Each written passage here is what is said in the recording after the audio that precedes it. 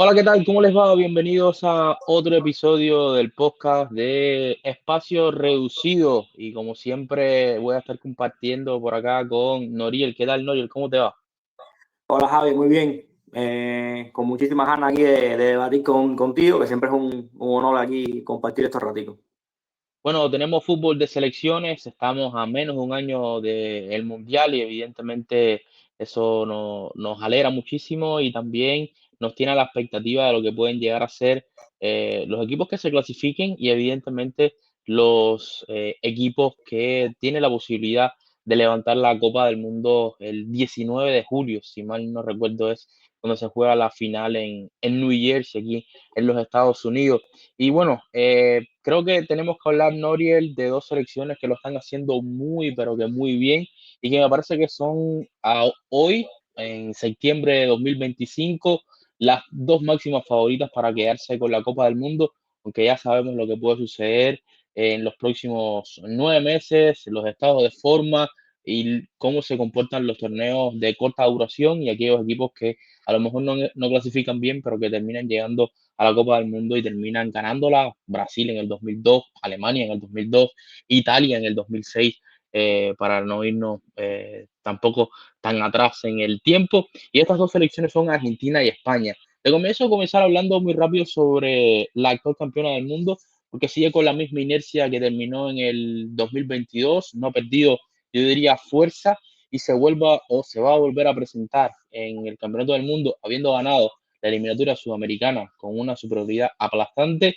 y manteniendo, yo diría que un nivel de juego altísimo, incluso con el bajón evidente de Leo Messi y teniendo que ir incorporando otros jugadores dentro de la dinámica de la selección, como es Thiago Almada, como Franco Mastantuono, en fin, jugadores nuevos que van llegando evidentemente después de 4 años.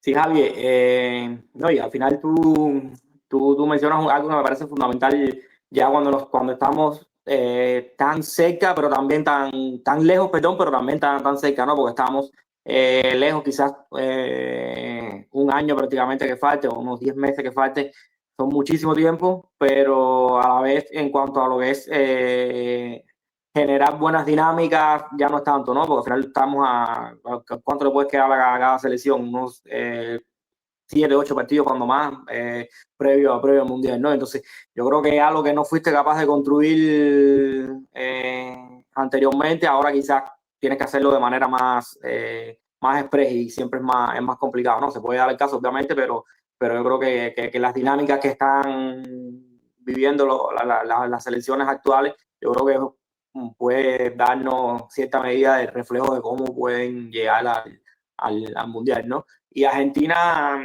yo me quedo con eso que mencionas, ¿no? Con la buena dinámica. Incluso te diría que en estos momentos están mejor que quizás que en 2023, que quizás que incluso que en ese 2024, donde la Copa América la ganaron yo creo que por un tema también de mentalidad, de dinámica, como te decía, pero que quizás en cuanto a nivel de juego no estuvieron de todo lo bien que están ahora, ¿no? Y sobre todo yo creo que porque han irrumpido jugadores de un nivel de impacto muy alto, ¿no? El asentamiento de Julián ya como centro delantero, que me parece también clave. También tener a Lautaro en el banco, o sea, hacer esa carta de revulsivo, por así llamarlo, ¿no? Esa carta sorpresa es un arma brutal y que no tienen quizás otra selección en el mundo. Y sobre todo un nombre propio que tú mencionabas, que es Thiago Almada, ¿no? Yo creo que Thiago Almada desde el partido contra Uruguay llegó para quedarse, y sobre todo porque tiene toda la pinta de que va a recoger ese relevo, ese legado que tanto Scaloni no quiere hablar de que te va a dejar Leo Messi digamos que en esa posición del eje de ataque en campo rival, ¿no? Porque Argentina tiene buenos organizadores en campo propio, de los mejores, McAllister, Enzo, por supuesto, el propio Rodrigo Paul también es un jugador muy útil con balón también. Paredes jugó muy bien contra Venezuela este partido reciente, pero quizás en esos metros finales ese legado de organizador en campo rival en últimos metros, que que tiene mejor Leo Messi, que va a seguir teniendo hasta que siga jugando, ¿no? Hasta que termine su paso por la selección. Quizás ha ido existiendo ese proceso de relevo y de entrega del batón tan natural como lo viene siendo esa mezcla entre Thiago y Messi, ¿no? Un Thiago más que me parece que está jugando a un nivel excepcional, que lo ves jugar y todas las jugadas te la mejora, te ayuda y te mejora a todos los compañeros que tienen a su alrededor, los jugadores que están cerquita de él ven el fútbol muchísimo más fácil y para cómo está mostrando una seguridad con balón, una estabilidad técnica que quizás fue lo que más le había venido costando en ese cambio tan brusco que fue salir del Atlanta United a Brasil primero y después al Olympique de Lyon, ¿no?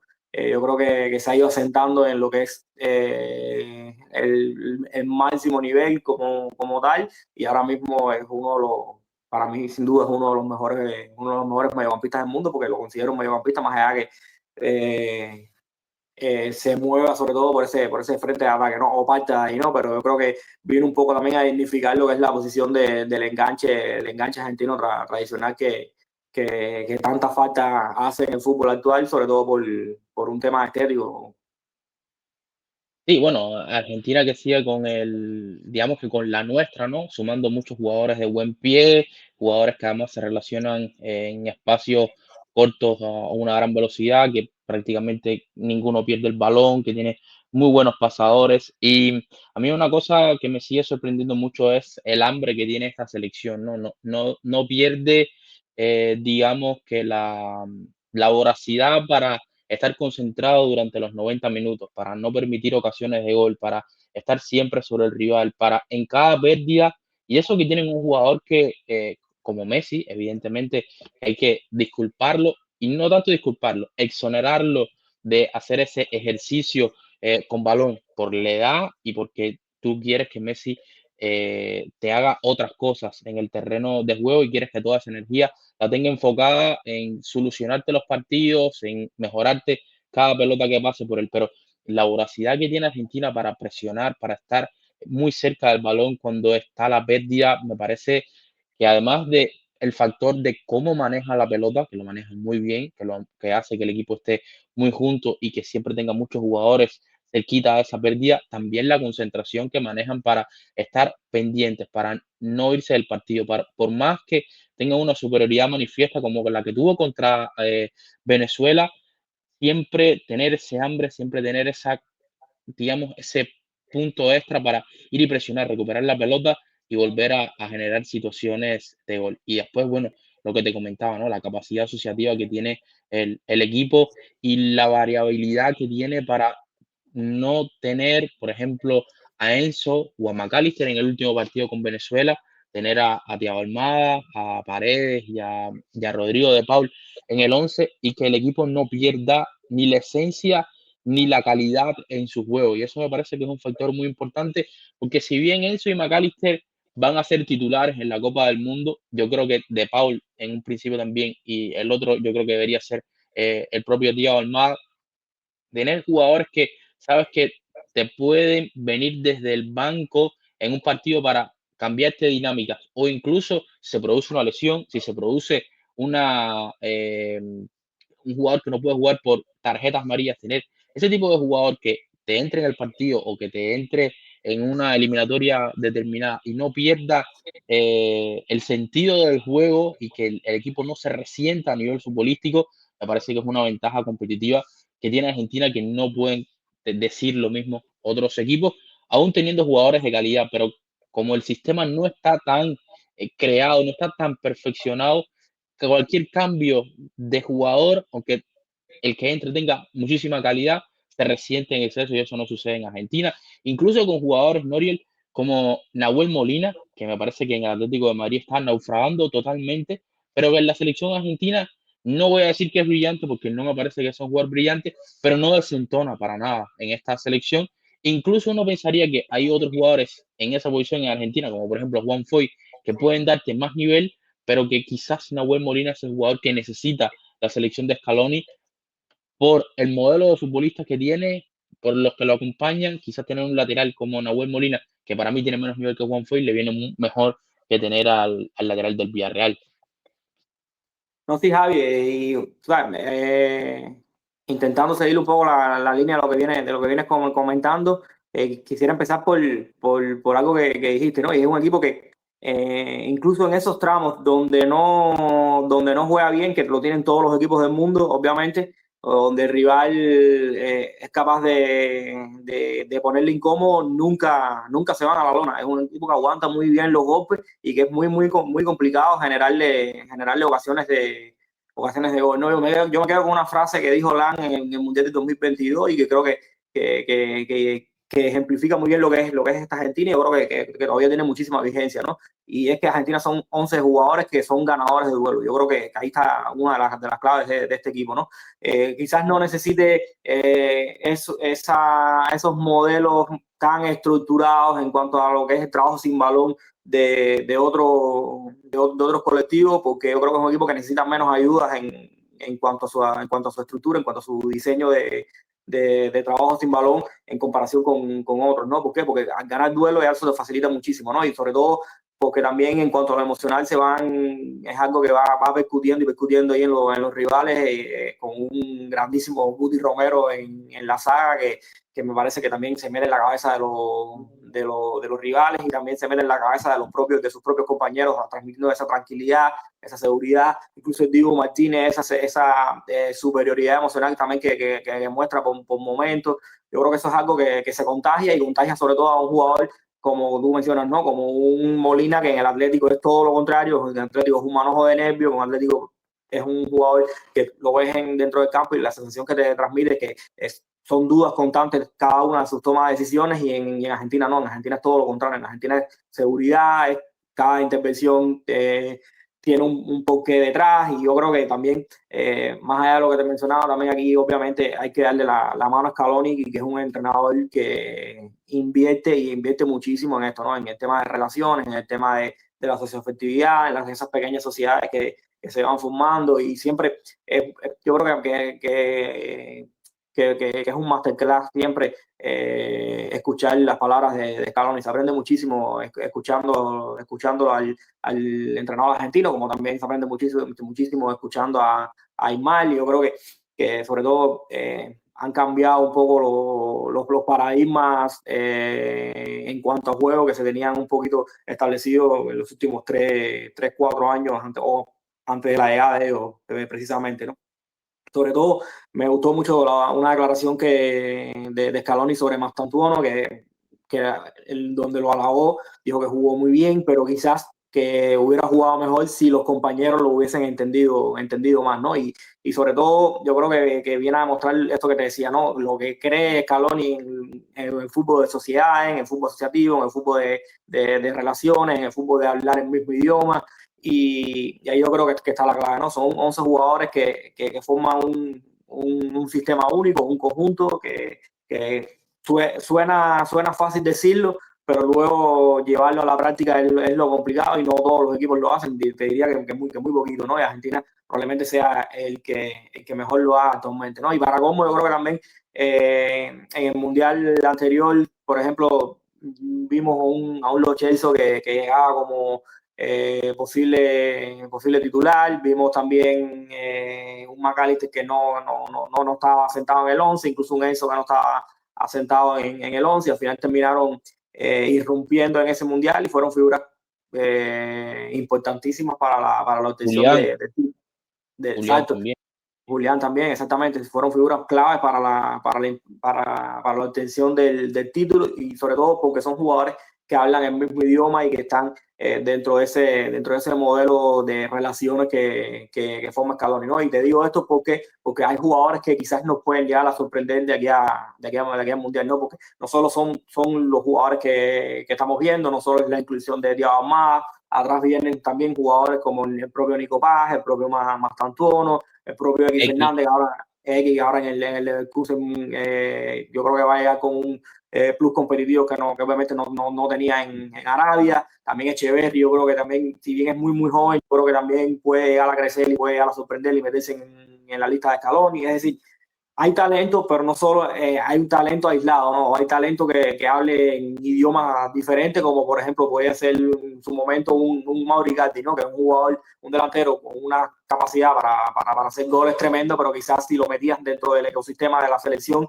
no encajaba de todo, ¿no? Incluso yéndonos más atrás, lo que significaba Milito para Diego Milito, incluso en el grandísimo año ese que tuvo con el Inter, donde probablemente ha sido de los 2, 3 mejores jugadores de Europa a nivel de clubes esa temporada, y luego en la selección le costaba porque no hablaba el mismo idioma futbolístico de lo que era en el resto, ¿no? Yo creo que en esta Argentina ocurre todo lo contrario, y los mejores jugadores hablan el mismo idioma, y para cómo tienen un entrenador que es capaz de potenciar eso, ¿no?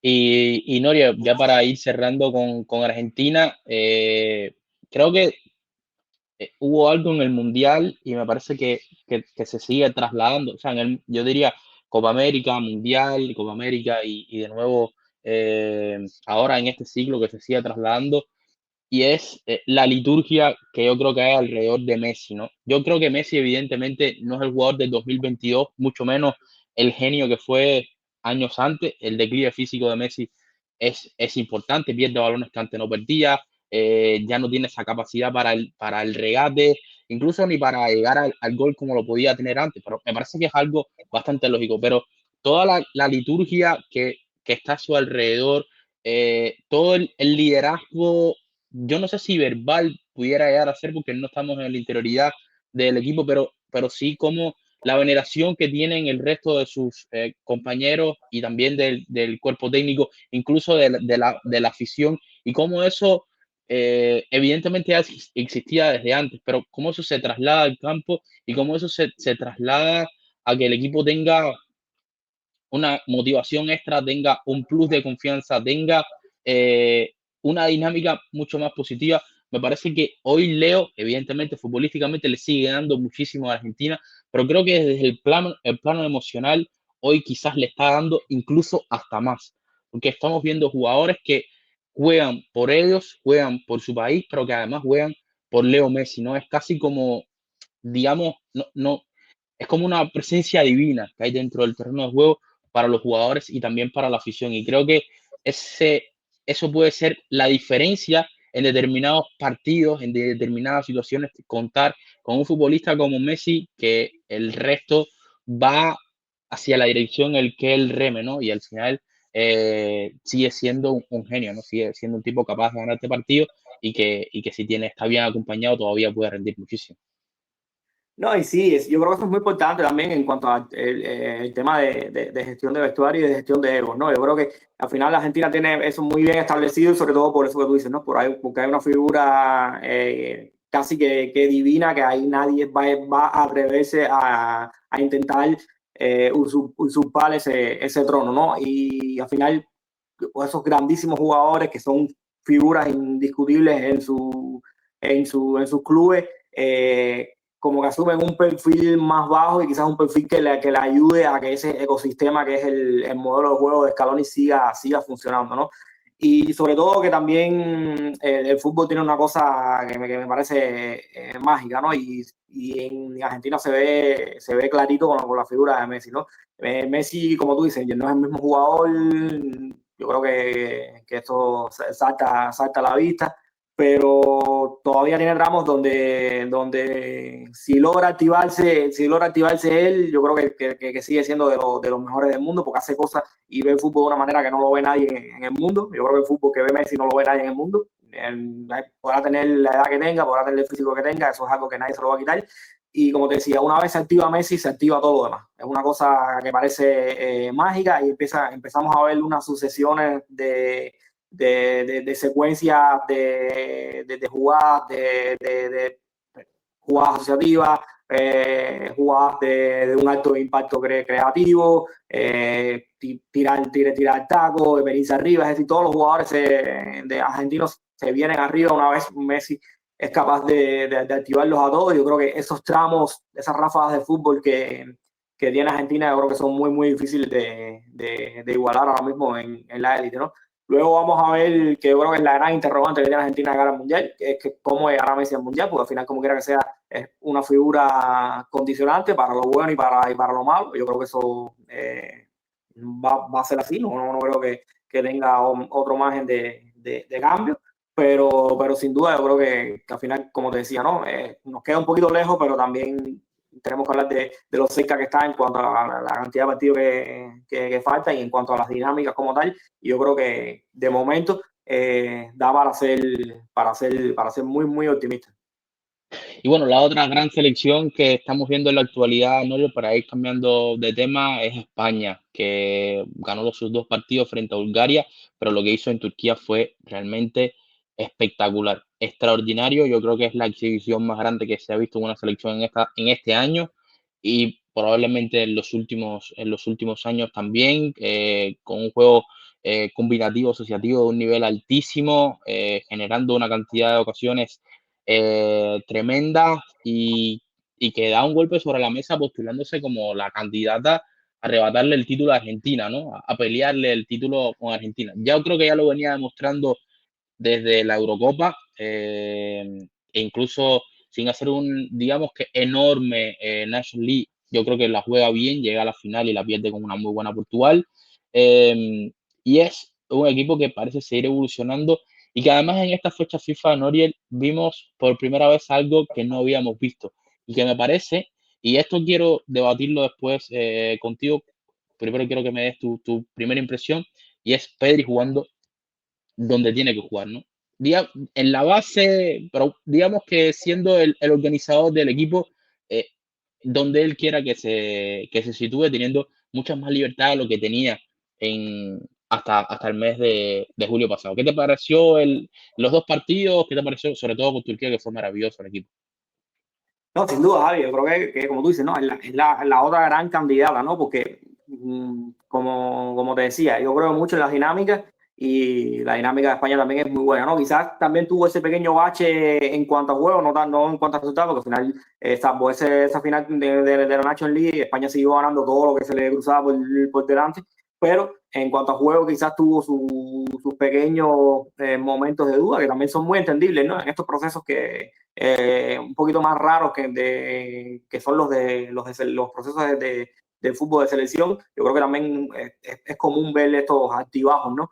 Pero yo creo que viniendo de esa última imagen, ese último cachetazo que recibieron de Portugal, que no fue tan así, ¿no? Al final fue una final muy disputada, obviamente, pero bueno, de esa derrota, esa primera derrota quizás le hizo un poco también a De La Fuente replantearse cierta cantidad de cosas, ¿no? Porque De La Fuente es un entrenador que es bastante pragmático en cuanto a la utilización de sus jugadores, ¿no? Es bastante práctico en ese sentido, no le gusta estar modificando demasiado lo que le viene funcionando, pero bueno, como tú decías, ¿no? Yo creo que hay cosas que saltan demasiado a la vista y más allá de que España tiene una calidad mediocampista que yo creo que, bueno, no es casualidad que yo creo que también que las dos mejores selecciones del mundo ahora mismo actualmente sean no solo los que mejores mediocampistas tienen para mi entender, no, sino lo que tienen ese perfil de mediocampista tan necesario y que yo creo que son los que hacen que este No, juego tenga el sentido que tenga. ahora que lo mencionas, te voy a proponer algo para más adelante, es hablar digamos que en los últimos 15 años, digamos, del 2010 hacia acá, hablar sobre los equipos campeones y ver cuál es el factor común de esos equipos campeones, porque yo tengo claro cuál es y es ese Tal tipo cual, de ¿no? mediocampista, es ese tipo de mediocampista, no es otra cosa. Exacto, y si vamos a clubes, yo creo que también Sí, un poco lo mismo, ¿no? no, en clubes yo creo que todavía salta hasta más. Exacto, porque lo de Madrid tiranizando la Champions los últimos 10 años, hay muchísimos factores, obviamente, pero no se explica sin un Kroos y un Modric que fueron, bueno, las leyendas que han sido dentro de este deporte y que poco más tenemos que hablar de ellos, ¿no? Y al final, lo que te decía Javi, al final es así. Yo creo que no es casualidad que España y Argentina sean ahora, digamos, las dos grandes candidatas y sean las selecciones que mejor jueguen al fútbol, ¿no? Porque yo creo que con tener este tipo de perfil de mediocampista no solo ocurre lo típico de tener buenos jugadores, también es que tiene jugadores que logran mejorar muchísimo a sus compañeros, ¿no? Entonces, los Nahuel Molina, los Cucurella, los Pedro Porro parecen muchísimo Mejores. mejor o ven el fútbol muchísimo más fácil de que quizás lo puedan ver con otros perfiles de mediocampista, ¿no? Porque yo creo que hay selecciones que tienen buenos mediocampistas, pero quizás les faltan esos perfiles facilitadores de contexto que sí tienen estas dos, ¿no? Sí, bueno, cayendo en el tema que es evidente y salta a la vista, y es Pedri jugando donde es, si no el mejor, el segundo mejor del mundo, ¿no? Pero ahí en ese debate lícito que puede haber con Vitinha, ¿no?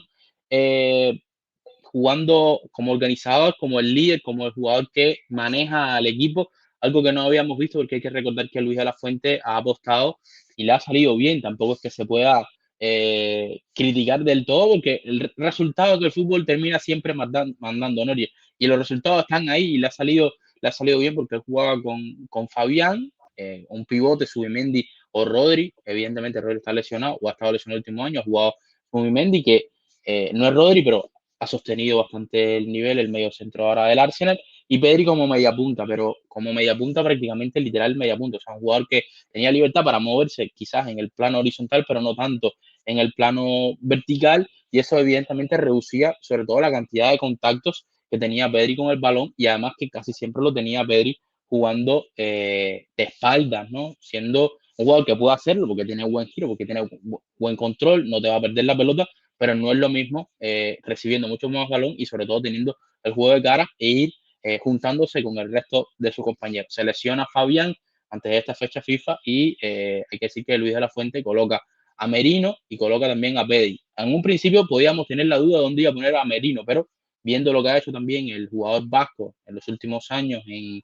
en el Arsenal, lo ha decidido colocar como mediapunta llegador, porque quizás Merino no es el típico mediapunta que te va a ofrecer esa super creatividad, pero sí que te ataca muy bien el área, que te pisa muy bien y que te ofrece líneas de pase y continuidad constante. Y además teniendo Oyarzabal, que es un 9, que juega, hay que decir que Oyarzabal juega 9, pero que su influencia jugando de espalda es muy buena y sobre todo en ese tipo de descarga. Y me parece que ahí yo creo que hay un salto de nivel en una selección que jugaba muy bien, pero que es ese Pedri jugando como organizador le da a España una dimensión superior que no sé hasta qué punto Luis de la Fuente, después de lo que vio ahora, vaya a regresar de nuevo a lo que tiene, entendiendo lo que tú decías antes, ¿no? Que Luis de la Fuente es muy de lo que le ha salido bien en otras ocasiones, ¿no? Sí, que al final, pero al final yo creo que la evidencia le tiene que le tiene que hacer abrir los ojos porque es demasiado, ¿no? Lo que tú comentas de Pedri, yo creo que está ahí. Yo creo que al final lo de Vitinha es valorable, ¿por qué no? Pero fuera de ahí, yo creo que no existen otros jugadores que quizás se le pueda acercar en cuanto a lo que es ese impacto colectivo y de gestión de juego que venimos hablando, ¿no? Y además pues, pasa una cosa también curiosa, ¿no? Incluso en el propio PSG, Luis Enrique tiene bien distribuido esos roles en el mediocampo, ¿no? Su primera espada es Vitinha, y no solo quiero verlo desde un prisma posicional como tal, ¿no? Porque sobre todo el PSG es muy flexible en ese posicionamiento en el medio campo, ¿no? En ese intercambio de posicionamiento en el medio campo, ¿no? Pero a donde voy es que la prioridad es que el número uno, el receptor número uno, el receptor prioritario, al que hay que darle el balón si la jugada lo pide, es primeramente Javitinha, después Neve y después quizás en un tercer escalón está Fabián. Y Fabián asume esto con muchísima naturalidad y a mí me parece que la ha roto en este rol menos protagónico, por así llamarlo, porque al final tiene su protagonismo, pero desde otras funciones. Y al final yo creo que es ir a favor de la coherencia del juego y lo que te piden los jugadores, ¿no? Por ejemplo, Luis de la Fuente en la anterior fecha FIFA, que fue con la semifinal y las finales de la National League, su primer partido contra Francia en la semifinal, la utilización es en mediocampo de esta misma ventana ahora, ¿no? Con Pedri y Merino. Pero la particularidad es que en el primer partido, en los primeros minutos, Merino es el jugador que parte más cerquita de Subimendi. Pedri sigue en su zona de media punta, que es la zona en la que la Fuente más lo ha visto, ¿no? Pero a los 20 minutos yo creo que existe esa magia también que tiene el fútbol muchas veces, de que el mismo jugador es el que arregla los problemas de coherencia que tienen dentro del 11 y existe ese intercambio de altura y el partido coge otra dimensión, España coge otra dimensión, termina goleando, bueno, al final Francia termina asustando, pero termina siendo un grandísimo partido con Peri como eje de juego. Y yo creo que ahí fue quizás el primer aviso que tuvo Luis de la Fuente de lo que en realidad puede llegar a hacer esta selección con un Pedri siendo Pedri, ¿no? Luego en la final juega Fabián y vuelve a cambiar los roles. Pedri me parece que hace una muy buena final, pero jugando como media punta, que quizás no es el rol, quizás no es el rol que estamos pidiendo. Y bueno, ahora en esta doble fecha, en esta jornada, en esta ventana, sí Pedri juega como el eje, ¿no? Como el jugador que vemos en el Barcelona, como ese gestor de juego y sobre todo, como lo que te decía del PSG, ¿no? Como ese protagonista principal al que hay que darle el balón una vez la jugada pase cerca de él, ¿no? Y al final yo creo que, como te decía, es la lógica, es la coherencia de juego que siempre hay que ir a favor de ella, el entrenador no puede ir nunca en contra de ella y tener la Pedri ahí es tenerla un jugador que te mejora toda la jugada, te mejora a todos tus compañeros, te organiza, te gestiona, te gestiona juegos, te gestiona los tiempos y en resumidas cuentas le hace la vida muchísimo más fácil al entrenador. Tengo mis dudas porque Luis de la Fuente es muy de sus cosas, pero no sé hasta qué punto después de esta exhibición individual de Pedri y esta exhibición colectiva de España contra Turquía, no sé hasta qué punto pueda volver a decidir, volver a lo que fue su esencia en la Eurocopa, ¿no? Nori, y lo siguiente, entendiendo de que quiero creer que de la Fuente no va a regresar a lo anterior y que va a mantener a Pedri en ese rol, o sea, le va a dar le va a entregar al equipo, que me parece que es la decisión más inteligente. Esa tercera pieza en el mediocampo, entendiendo, para mí, no sé cuál sea tu opinión. A mí Fabián me parece un pelín mejor futbolista que Merino, pero puede llegar a ser debatible, pero en mi opinión, Fabián puede llegar a ser mejor futbolista que Merino. Pero entendiendo esta selección y cómo está concebida y el resto de los compañeros, a mí me parece que Merino termina siendo un jugador un poquito más beneficioso para el equipo. Y lo explico primero porque me parece que España no tiene nadie con quien recibir juego directo en el caso de que lo presionen al hombre. Y creo que lo vamos a ver mucho en la Copa del Mundo. O sea, que a España, sobre todo las grandes selecciones, van a ir a apretarlo al hombre, porque otro tipo de presión contra España puede llegar a ser muy complicada. Y sobre todo porque es mucho más sencillo organizar una presión contra este tipo de equipos en una selección al hombre que hacerlo de otra manera. Lo que Es hay que ver muy real. quién es el héroe que le toca defender a la Yamal. Claro, evidentemente. Y luego, Noriel, me parece que España, si bien Oyarzabal está saliéndose, porque me parece que lo Oyarzabal en los dos partidos es extraordinario, es un jugador que le está dando muchísima capacidad. También me parece que a España le faltaba un jugador que se sumara en el área y que tuviera gol. Y si algo tiene Merino, es esa aparición dentro del área y ese remate quirúrgico y clínico que tiene para llegar al gol. Ahora también hay un factor que en selecciones, en este tipo de torneos, como puede ser un mundial, el jugador que te sale del banco y que se enchufa rápido a los partidos puede ser importante. Y me parece que Merino también es mejor en ese rol que lo que puede llegar a ser Fabián.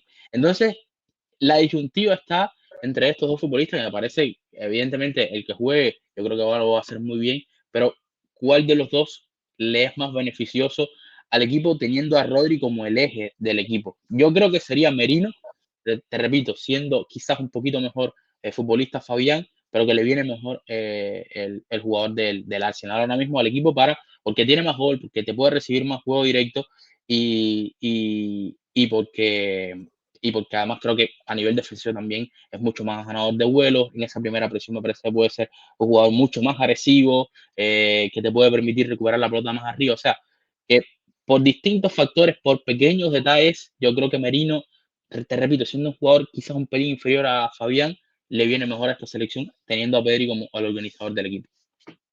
Sí, sin duda, Javier. Yo creo quizás no tenga esa sensibilidad para recibir entre líneas, creo que Fabián tampoco la tiene, pero es muy bueno en todo eso que tú comentas, ¿no? Y también importante lo que dijiste al final de ser ese jugador en esa primera línea de presión, que ahí me parece muy bueno, y también clave también me parece también la relación que tiene con Oyarzabal, ¿no? Esa efectividad que tiene con el jugador de la Real Sociedad, compartieron muchísimo tiempo también en el mismo equipo. Yo creo que se entienden muy bien, ¿no? Y yo creo que con Merino pasa algo, ¿no? Yo creo que es un jugador que quizás no sea espectacular en nada, pero sí es muy bueno en todo. Y yo creo que quizás por eso se infravalora un poquito, ¿no? Pero a mí me parece un jugador que a mí personalmente me gusta muchísimo, siempre me ha gustado. Yo creo que desde su debut en el Dortmund, bueno, desde que lo empecé a conocer sobre todo, que fue a empezar a seguirlo más por allá, me parece un jugador con esa capacidad de mejora sobre todo, ¿no? De quizás no en sus inicios no estar bien definido si era un jugador de base, si era un jugador de una altura superior, si era un llegador, si era un jugador más de darle continuidad al juego. ¿No? Nunca estaba muy bien definido qué tipo de jugador es, pero en cualquier rol que tú lo dejes a poner, ya lo demostró con el Arsenal la temporada pasada, en ese rol te lo va a terminar haciendo muy bien y va a terminar siendo de los jugadores más importantes del equipo y de los jugadores, sobre todo, ese tipo de jugador muy de entrenador, ¿no? Jugador que te va a hacer esa especie de trabajo sucio, de trabajo menos vistoso y sobre todo en lo que tú comentas, con las características de todo lo que lo rodea y lo que puede ser ese medio campo y esa selección de España en general, a mí me parece que encaja muchísimo, ¿no?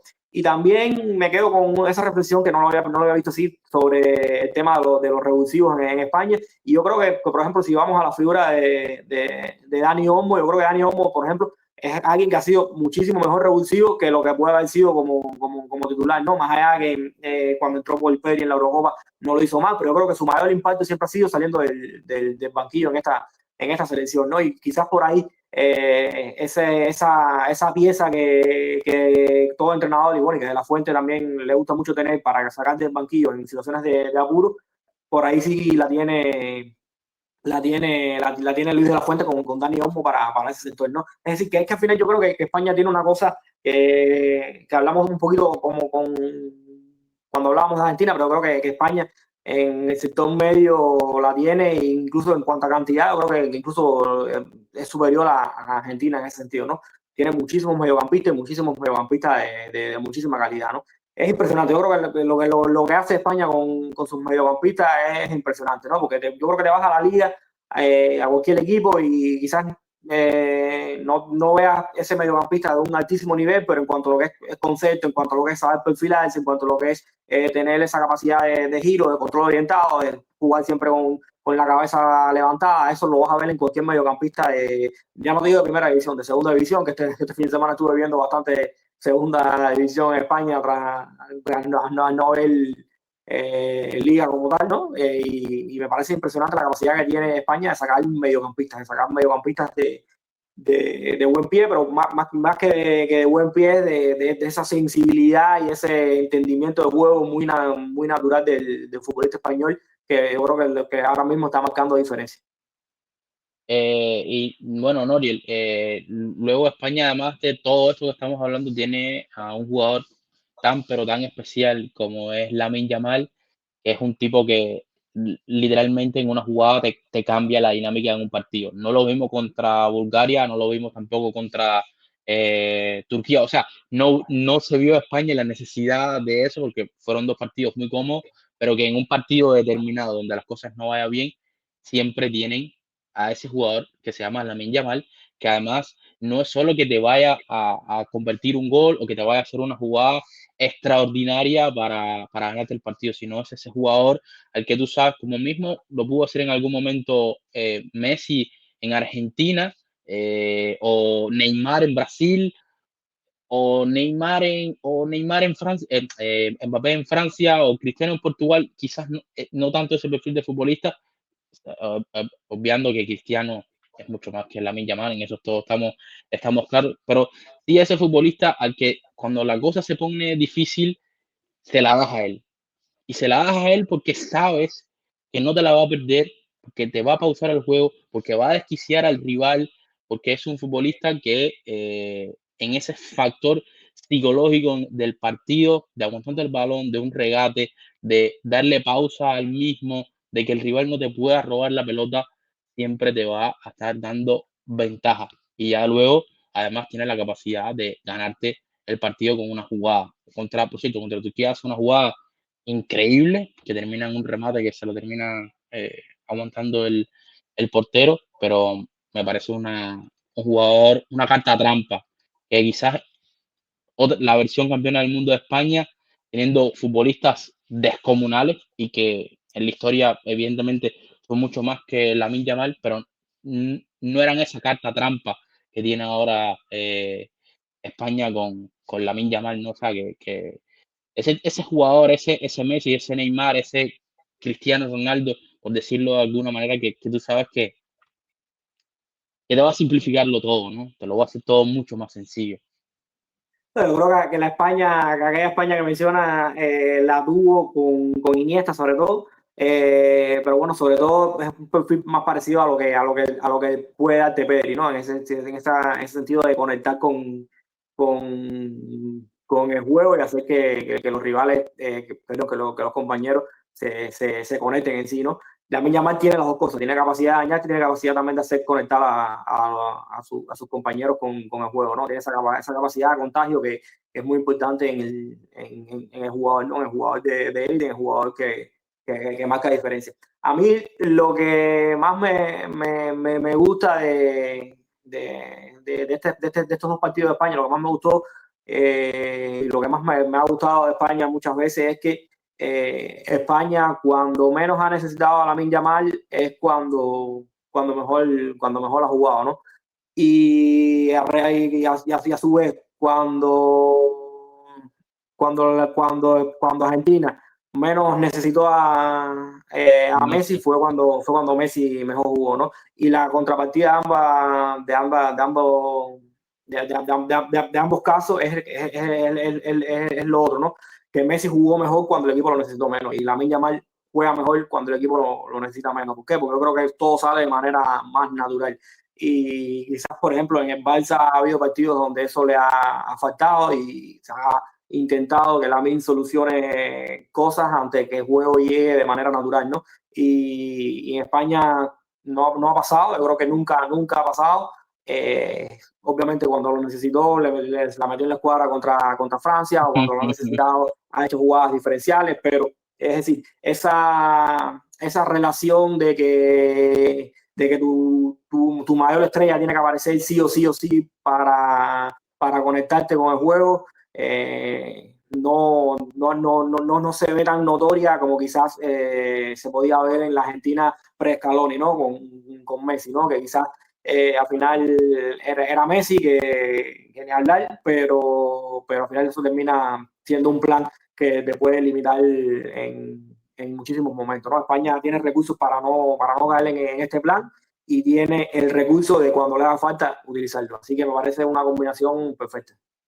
Dos cosas ya para ir cerrando con España.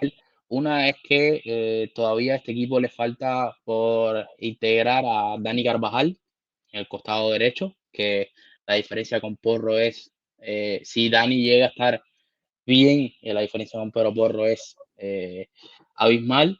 Y la otra es Rodri en el medio, que si bien Zubimendi lo ha hecho muy bien y mantiene el suelo del equipo muy alto, Rodri, estando también al 100%, no es tanto como Carvajal con Porro, pero sí sube un poquito el nivel del equipo. Y te enfoco en estos dos jugadores por algo que es lo único que me genera un pelín de dudas a mí con España y es que le cuesta un poco en la transición, sobre todo cuando logran romper la primera línea de presión, el equipo le cuesta regresar. Es verdad que Turquía no marca ningún gol, pero pudo haberlo hecho. Bulgaria tiene alguna otra situación también, incluso llega a tener un palo, si no lo recuerdo, y en la National League, tanto en marzo como en las finales, el equipo recibió muchos goles. Holanda, si no lo recuerdo, le hace 5 goles, 4 le hace Francia, Portugal le hace 2, o sea, es un equipo que me parece que su mejora viene por ahí, ¿no? En cómo defender la transición, cómo llegar a ser ese pelín más sólido para no recibir tanto. Y quizás le falta Carvajal en la derecha y Rodri en el medio, ¿no? O sea, como especie de esa capacidad de esos jugadores que también te ayuden a dar ese saltito de calidad. No, y sobre todo que son dos jugadores especialistas en esto, Exactamente, a su manera cada uno, ¿no? Pero son especialistas en gestionar este tipo de situaciones de transiciones de rival, ¿no? Y sobre todo también teniendo en cuenta que yo creo que España no es tan dominante en la posición de sus centrales en cuanto a lo que es netamente defensivo, ¿no? Yo creo que Hausen es muy buen jugador, pero tiene sus defectos sin balón todavía, no falta nada, tiene 19 años. Lenormand yo creo que se queda un poco corto ya para lo que es el resto de sus compañeros. Hay que ver si Kubal si llega también, pero también como quiera ser al igual que Hausen es un jugador muy joven. Es decir, yo creo que ahí tiene quizás la mayor duda España en cuanto a lo individual, porque quizás nosotros podemos mencionar la figura de centro delantero, pero parece que ya sabe, está jugando muy bien y aparte es un jugador que entiende muy bien cuál es su rol como centro delantero y cuáles son los jugadores que él debe potenciar y para qué debe trabajar, ¿no? A mí me parece que ahí España tiene más certeza que duda en la posición de centro delantero, pero quizás en los centrales no es que tenga duda, porque a mí Hauser me parece un grandísimo central y que se ha sentado muy bien en este equipo, pero en esa faceta específica de contundencia y de solidez, que por ejemplo, si tiene Argentina, yo creo que España no la tiene todavía, ¿no? Y también esos dos nombres que tú mencionas, que ofrecen un salto de calidad, más allá de que Zubimendi es un grandísimo mediocentro, yo le sumaría un tercero, y es la posición del portero. ¿Por qué? Porque yo creo que Unai Simón ha sido el principal en cuanto al proceso de Luis de la Fuente, y Luis de la Fuente confía muchísimo en él, pero yo creo que si vamos a lo que es libra por libra, yo creo que me parece que España tiene dos porteros que están sí, un escalón al menos por encima de claro. lo que es Unai Simón, que es de David Raya y bueno, ahora Iván García en el Barcelona, ¿no? No sé si de la Fuente se va a atrever a cambiar esta jerarquía, no, tampoco lo veo, No pero lo sería creo. una pena, sería una pena porque yo creo que Unai Simón haciendo buenos torneos con España siempre ha dejado también situaciones y jugadas donde le ha costado goles, le ha costado quizás una mayor sensación de confianza a sus compañeros y no sé. Es una, como te decía, una decisión difícil porque el grupo ya tiene muy asimilado que Unai Simón es el número uno, pero bueno, como decía anteriormente, ¿no? Hay evidencia que te golpean en la cara día sí, día también, y lo de Raya y Joan García me parece que se notan bastante que son mejores arqueros a día de hoy que lo que es Unai Simón. Sí, aquí yo lo veo muy difícil, Noria, porque incluso Iván García no es que está yendo convocado, es que se está quedando fuera porque prefiere tener a Alex Remiro en el equipo. Y Raya estuvo en algún momento como titular, pero porque Unai estuvo lesionado, pero en el momento en que regresó el arquero del Athletic Club, regresó a la titularidad. Y yo creo que te repito, se puede debatir sobre esto, pero al final está ganando y Exacto. repito, el resultado manda y es muy difícil cambiar este tipo de dinámica. Bueno, nada, Noriel, para ir cerrando ya muy rápido un picadito del resto de lo que estuvo sucediendo. Brasil ganó, le ganó a Chile, ganó bien, sin los brasileños del Real Madrid, sobre todo sin Vinicius, que evidentemente me parece que quizás es el jugador más importante que tiene el equipo hoy, sin Neymar, que quiero ver si va a llegar al Mundial. Yo quisiera que Neymar pudiera llegar, si estuviera bien físicamente, evidentemente. Yo creo que con Carleto, me gustaría ver mucho a Neymar con Carleto, para qué te voy a mentir, me parece que sería un jugador que le pudiera dar mucho a esta selección brasileña, pero volvió a ganar Brasil, volvió a golear, y yo creo que en un equipo que emocionalmente viene tan tocado como esta selección brasileña, ganar y hacerlo de cierta manera bien, incluso sin su estrella o sin una de sus estrellas, como puede ser Vinicius, me parece que le da un aire y yo le tengo fe a Carleto, de cara al Mundial y con el perfil de futbolista brasileño, yo creo que va a ser mejor Mundial de lo que está proyectando ser. ¿Para qué te voy a engañar? Sí, yo creo que no es, quizás no es para lanzar cohetes, pero sí ha existido una mejora. Yo creo que lo vemos, por ejemplo, de que tres partidos, tres porterías a cero.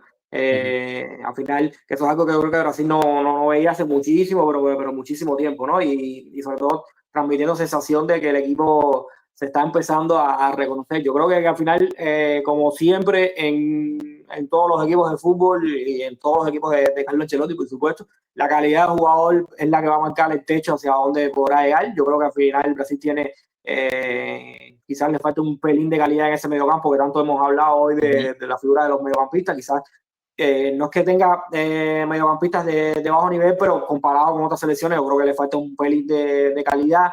Creo que quizás le falta un pelín de calidad o bastante en la posición Los laterales, de los laterales.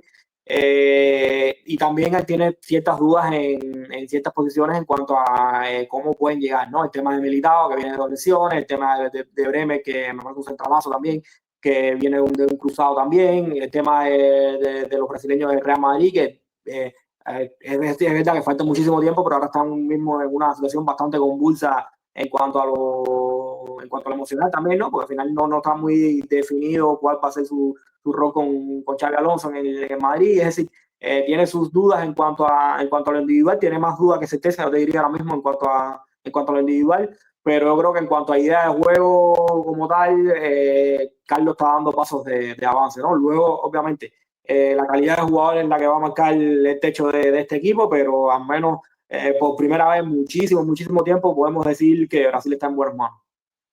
y bueno, si hablamos de calidad de plantilla, a mí hay otra que me deja un poco de duda y es Alemania. O sea, Alemania, los 2 once que soltó en la fecha FIFA me dejó un poquito frío en cuanto a la calidad individual de algunos de los jugadores que tiene el equipo alemán, que perdió con Eslovaquia, ganó a Irlanda del Norte, pero no termina ese equipo de dar sensación de que puede hacer un gran mundial. Creo que en la Euro no estuvieron mal, en la Euro me parece que jugaron a muy buen nivel, también tenían a Toni Kroos, ¿no? El Que te último servicio ayuda de Daniel. exactamente, que te ayuda en todo, pero no da la sensación a Alemania. Después llegará al mundial y lo ganarán, porque el fútbol es así, pero no da la sensación a Alemania de que vaya a ser un gran mundial en el año que viene. No, y sobre todo creo que ese relevo generacional en algunas posiciones lo está sufriendo muchísimo, ¿no? Hablamos de los laterales de Brasil, pero yo creo que todo lo que sean todo lo que sea carriles en Alemania a mí me genera muchísimas dudas, ¿no? Desde laterales hasta la posición de extremos, ¿no? Mm, Porque, ¿sabes? Ahora mismo yo creo que el Leroy Sané, que yo creo que al final en 2025 hablar de Leroy Sané como una certeza ya creo que es una quimera. Nabri lo estamos viendo jugando carril central también. Mm, en el Bayern. Al final ya lo vimos en la Eurocopa, ¿no? Al final fue a Alemania de muchísimo media punta, trató de juntar a Virz con Musiala, Musiala, trató obviamente, al final los mediocentros con Kroos, con el propio Andri que jugó ujú, bastante, Kimmich que lo tuvo colocar que en desplazar. banda, claro. Es decir, al final yo creo que tiene un problema grave en cuanto a lo que es los jugadores por fuera y al final esa mezcla de perfiles no se ha dado del todo natural, ¿no? Yo creo que tiene dos grandísimos jugadores como son Birch y Musiala. Musiala, obviamente escoltados por un Kimmich, pero fuera de ahí yo creo que le cuesta un poquito, ¿no? Y ese relevo generacional que te comentaba, también en cuanto a los centrales, también yo creo que la pareja central es Rudy, que Ah, yo creo que a Rudy, yo creo que este el último año con el Madrid, y yo creo que ahora mismo no, su nivel comparado con años anteriores no es el mismo. Jonathan Tah, que es buen central, pero tampoco me parece un fenómeno. Lo de la portería también, ¿no? Al final, ¿cuál es el mejor portero que tiene Alemania ahora mismo? ve Ter Stegen está lesionado y está colocando a Baumann, que es un buen portero, pero hasta ahí, ¿no? Tampoco es, no es brillante, o sea, no te va a ganar el partido Exacto, Baumann.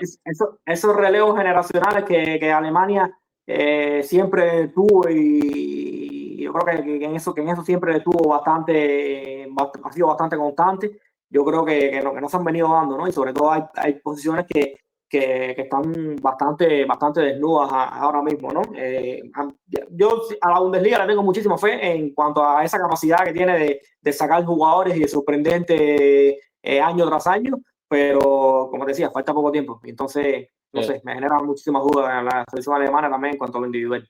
Y también yo creo que un Nagelsmann también, no sé, Javi, que pienses que un Nagelsmann también que no creo que también sea el entrenador más fácil de llevar, ¿no? Y quizás la situación en ese vestuario también está un poco convulsa también, ¿no? Entonces, yo creo que los momentos y la dinámica ahora mismo no es la mejor.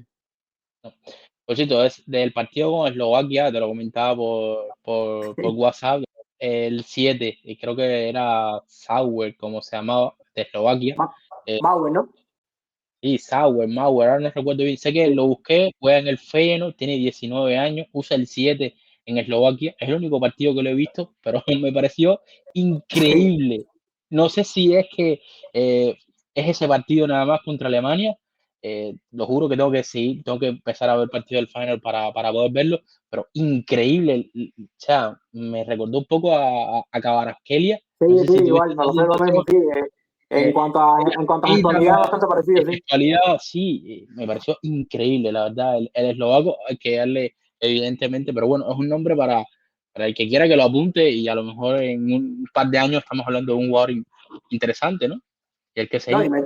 me dio, al final yo creo que sí, fue en ese partido, obviamente, me dio un cambio de orientación a pierna cambiada que yo creo que vale dinero, ¿no? Al final dejó una cantidad de gestos técnicos que, como tú dices, no, que son impresionantes. Luego, al final, obviamente, va a tener que demostrarlo en el día a día, va a tener que ver qué gran continuidad le puede dar a estas actuaciones, pero ese tipo de jugador que tú lo ves y tú dices, tiene algo, ¿no? Que al final eso no ocurre con todos los jugadores que uno ve a diario.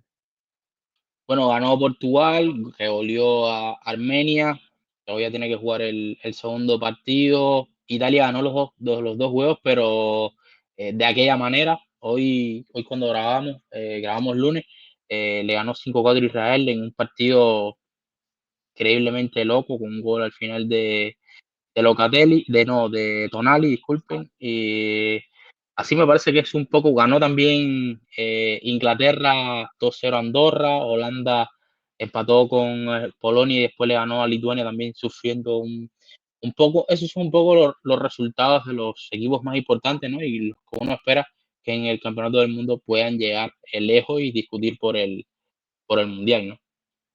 No, sí, vamos a tener tiempo al final para ver más parones de selecciones, Ujú. vamos a tener tiempo para tocar otro tipo de selecciones. Hoy quisimos empezar con las dos que consideramos favoritas. Yo creo que la que muchísimas personas consideran favoritas.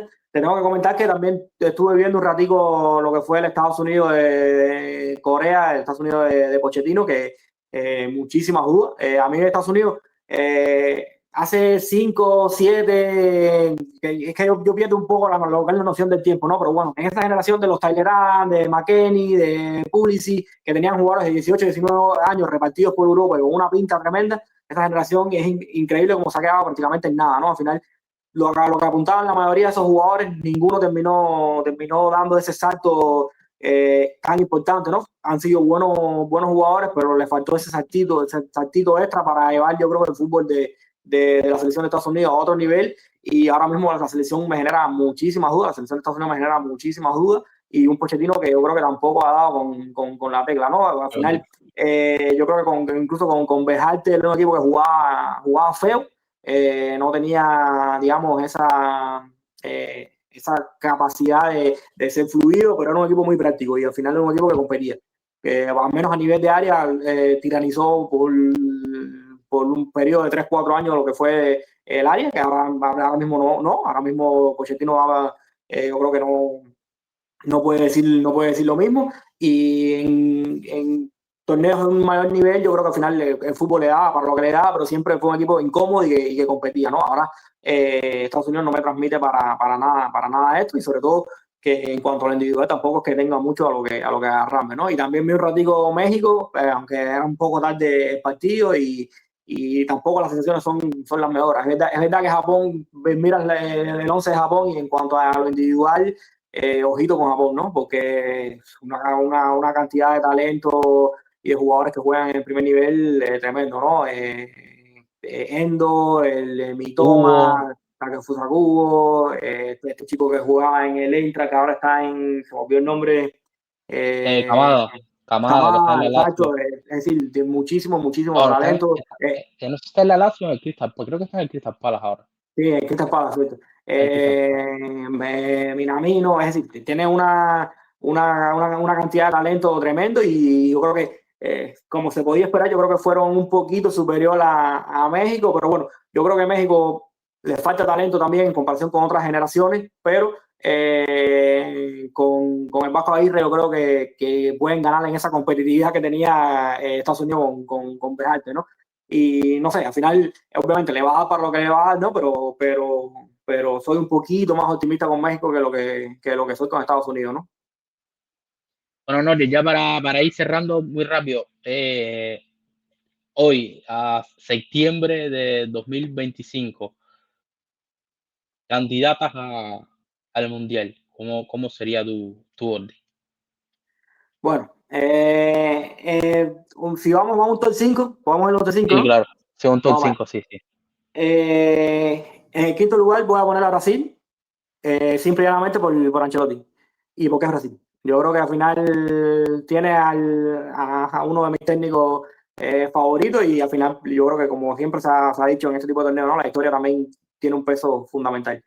En el cuarto lugar voy a poner a Portugal, porque si hablamos de mediocampistas, yo creo que Portugal es la tercera en ese ranking de mediocampistas detrás de Argentina y de España, ¿no? Y la tengo que poner en el cuarto lugar porque me genera dudas en ciertas posiciones. No sé, creo que quizás no me da para ponerlo por delante de una Francia que la pongo en tercer lugar porque Francia tiene Mbappé, porque Francia tiene a Dembélé, porque Francia tiene una calidad de jugadores en cuanto al individual que le pueden ganar partidos, ¿eh? Porque tiene a un Deschamps que sabe el perfil de jugador que tiene, ¿no? Y que quizás es un entrenador que ha sido bastante criticado, pero yo creo que desde mi perspectiva lo entiendo bastante porque es un entrenador que, más que la redundancia, entiende el jugador que tiene, ¿no? En segundo lugar, ahí, ahí donde creo que donde se me complica un poco, bueno, voy a dar a España seguro segundo y a Argentina primero, porque bueno, porque tengo que respetar lo que es la dinámica del campeón y porque sobre todo porque me parece que también es una selección que va con la flechita para arriba. Y bueno, yo te diría que el número 5 yo colocaría Inglaterra, todavía la veo un pelín mejor que Brasil y además tiene también un entrenador descomunal como es Thomas Tuchel y que además creo que preparando partidos específicos es brillante y que además su modelo de juego yo creo que se lo puede coger bastante rápido una selección como la inglesa y además que es un colectivo, Noriel, que en los últimos años ha sido regular. No ha ganado nada, pero ha estado ahí. Y estar ahí siempre es un plus competitivo que te da, o sea, estás rozándolo y lo que te falta es un pasito nada más para ser campeón y eso me parece que también tiene que contar.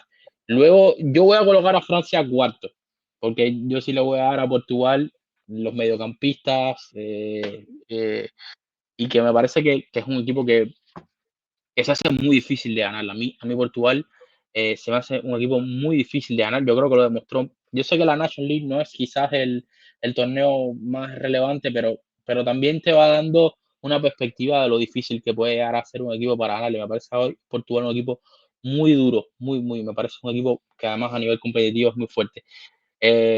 Por eso coloco a Francia en el cuarto lugar, que me parece que es un equipo, ya tú lo decías, extraordinario, que además siempre también ha estado ahí, porque en la Euro es cuarto, no, es semifinal, en el Mundial llegó a la final, en el anterior lo ganó, o sea, un equipo durísimo, y lo que tú decías, yo creo que en algún momento, Neuriel, también deberíamos tocar el tema de Cham y Gary Southgate, porque yo creo que a los dos se les han dado palos. Yo sé que juegan feo, yo sé que no son atractivos, pero sus equipos eran muy difícil de doblegar, pero muy difícil. Tercero Portugal, como No, te y que, a decía. ver, discúlpame que te interrumpa. Es cierto que no hay evidencia todavía suficiente para sacar conclusiones, ¿no? Pero en cuanto a, digamos que a juego atractivo, a juego vistoso, a otro cambio como tal Con tú, entre lo que ha hecho Tuchel y Gareth Southgate, en realidad no ha cero, habido todavía. nada, cero, cero. Y bueno, lo otro, lo que tú decías, segundo España y yo pongo a Argentina. Primero porque es el campeón y también porque creo que es un equipo que es más difícil de hacerle goles que a España. Y al final, en los mundiales, en este tipo de torneos, casi siempre gana, no el que más goles hace, sino el que menos permite, salvo excepciones, evidentemente. No, y en los mundiales, que en esos pasos finales, que hay también muchos empates, y si hay que ir a Buah, penales, tienen una carta trampa con el como el Dibu ahí Dibu, también. claro, claro. Y bueno, Bueno, antes, no, sí. antes de despedir, Javi, mención especial a Holanda, a tu Holanda, porque yo Ujú. creo que le faltan piezas, pero tiene jugadores impresionantes. Tiene un mediocampo, a mí me parece impresionante. Si llegan bien al Mundial de Jong, Gravenberg y Reinders, Y Reinders. ojito con ese mediocampo. Tienen a Virgin en la saga. Es decir, tienen material. Obviamente yo creo que tienen posiciones flojas y tienen otras posiciones Ujú, muy flojas, ujú. pero tienen material. Yo creo que si tienen a Robin y a Van Persie en esta generación, fueran candidatos a ganar la Copa del Mundo. ¿Para qué te voy a engañar? Yo creo que, Nori, en el 2010, si uno mira el equipo de Holanda del 2010, tenía a Robben, a Sneijder y a Van Persie, quizás como las grandes figuras, pero su defensa era Sí, Matthijsen, Heitinga, Van der Beek como lateral derecho, Gio Brambrojo con casi 35 años. Y si uno mira ahora, eh, 15 años después, su defensa y su mediocampo sigue siendo extraordinario. O sea, son ahora lo que es extraordinario, pero su delantera, bueno, es que Memphis es el titular del equipo, ¿no? Ya eso te dice un poco de cómo está. Y el suplente es Bergkamp, tampoco es que sea sí, nada del otro mundo. Bueno, a, la que a tiene mí la el chico, generación, a mí el chico este el hijo de Van Bommel que juega en el equipo el PSV, de este ¿no?